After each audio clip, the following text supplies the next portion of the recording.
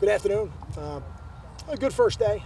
It's always a reminder the first day out that we got a lot of work to do, and that's why we have training camp. Questions? What do you try to get out of the first day? What are you looking for? You want to see the upperclassmen, the guys in your program practicing at the tempo that we expect here, and I thought we did that. And we got a lot of younger guys now who are really experienced it for the first time, and they have to learn how to practice like college football players, and it's probably the longest, most intense practice they've ever gone through. But now they've gone through it, so tomorrow they got to be better at it. Anything flash out with the quarterback play? No, and I don't know that I'll make a comment on it really for quite a few days. And I want to let them play. I want to let them build a body of work, see how they progress.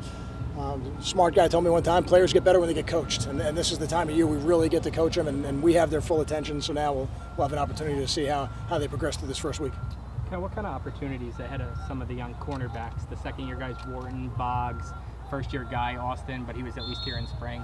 Yeah, I think there's opportunity for all those guys, and the nature of offensive football these days with all the spread offenses, you're playing so much of the game in nickel and dime personnel.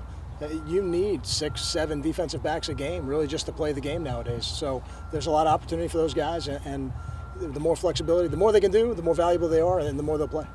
Coach, any word on Quan Lewis yet? No. Coach, Crew's been really outspoken about his Rose Bowl goals for the team this season. Is everyone else on the same page in the locker room? Are you confident that you can get them on that page by the end of this camp? Our expectation is we 1-0 each week. If we do a good enough job doing that, we'll have an opportunity to play in a great bowl game. That to me, now is not this time of year is time to focus on today. The off season, you set your goals. When you're working out by yourself in the summer and you're thinking about those things, that's great. I think those things drive you through the off season. But now the process has to be on being 1-0. I thought we did a good job today. I'm actually seeing it on film. I want to see how well we actually did. And then our focus goes to tomorrow. How much mixing and matching do you do on the offensive line early in camp? Do you try to have it settled, or do you want to have a set lineup? Well, not as much as we did in the spring, and we even settled that down a little bit towards the end of the spring. But we still have some guys that we're looking at in a couple spots to make sure we get the best 5 out there. And I think, just looking at that group, could it end up being 5 starters that start every game this year and play the whole game? It could. It's probably more likely we play about 7 guys. The last time most of us saw Agadosi, he had a pretty big spring. How satisfied are you with what he did between now and today? Then and today. He looked good day one. I want to see him, like spring, I want to see him put these days back to back to back, and he did that in the spring. And again, I got to look at it on film, but I didn't see anything out here that led me to believe he went the other way. Quanzel Lambert, what have you seen from him this offseason? What did you see today? I'm going to hold off any comments on alignment until we put the pads on.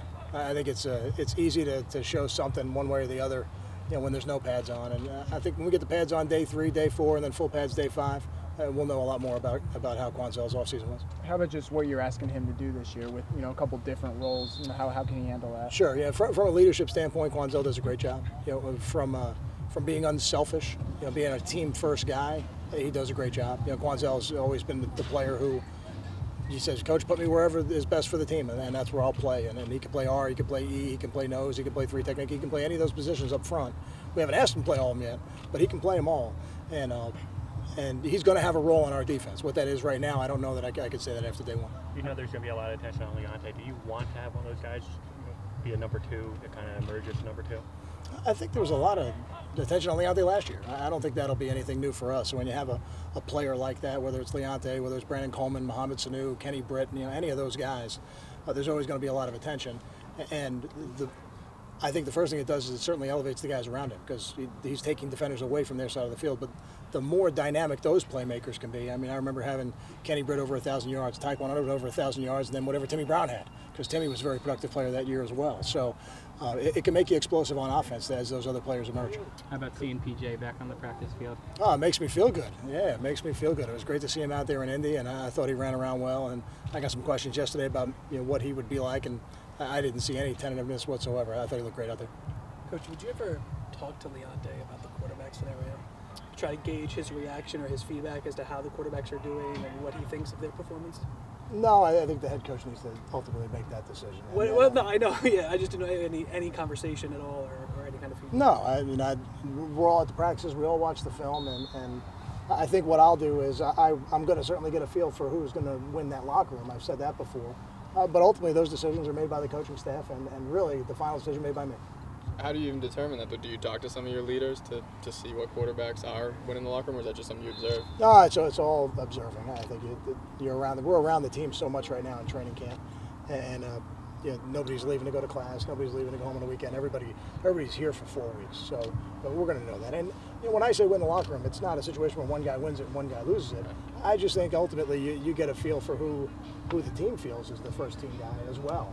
But as the head coach, you got to make the decision as who gives us the best opportunity to be 1-0. Coach, can you talk about Lumpkin's leadership now that you're going to be rotating 5-7 guys on the line? How important is it for him and to have a stalwart like him? Yeah, the most important thing is that he plays at a high level. That's the most, that guy plays left tackle, very important to the offense, very important to the quarterback, and to have a guy there to be a 3-year starter, that's a good place to start.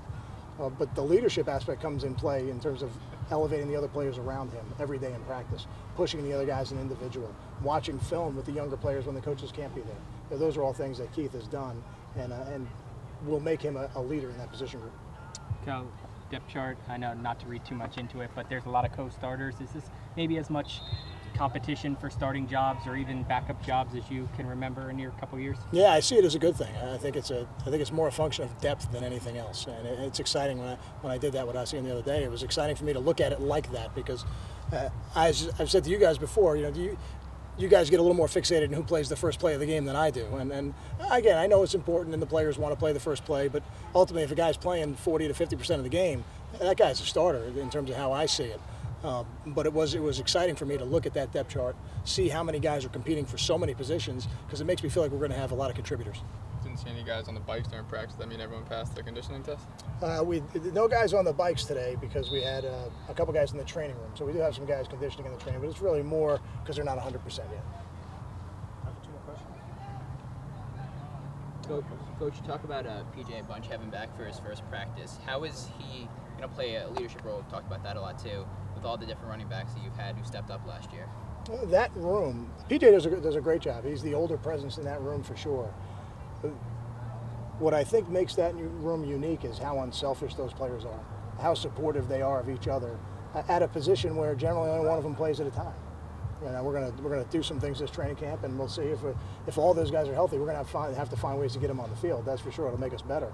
But I think the most important thing he does is show those younger players how not only you could be a really productive player and really be an unselfish player, be a team first guy.